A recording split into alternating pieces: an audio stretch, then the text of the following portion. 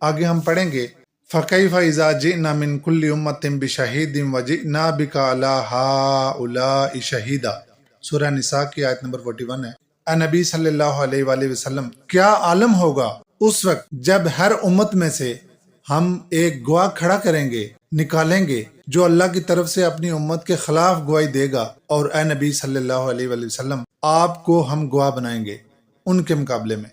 یہ اللہ کی طرف سے اتمام حجت ہو رہا ہے، تاکہ کل کوئی یہ نہ کہہ سکے کہ مجھے پتہ نہیں تھا، تاکہ جب رسول صلی اللہ علیہ وآلہ وسلم آ جائیں تو اس کے بعد لوگوں کے پاس اللہ کے سامنے پیش کرنے کے لیے کوئی بہانہ باقی نہ بچے۔ تو اگر کوئی بہانہ کرے گا تو اس بہانے کے رد میں رسول گواہی دیں گے کہ اس کا یہ بہانہ غلط ہے، میں نے پہنچا دیا تھا۔ یہ ہے شہادت رسول صلی اللہ علیہ وآلہ وسلم کی اپنی امت پر۔ اب لِتَكُونُوا شُهَدَاءَ عَلَى النَّاسِ، اس کا کیا مطلب ہوا کہ کل دنیا کا کوئی بھی کافر کھڑا ہو کر کہے کہ اللہ مجھے تو پتہ نہیں تھا کیا کرنا ہے، تو یہ اس وقت کے مسلمانوں کی ذمہ داری ہوگی کہ وہ کہیں گے کہ ہم نے تو دین پہنچا دیا تھا، اس کو بتا دیا تھا۔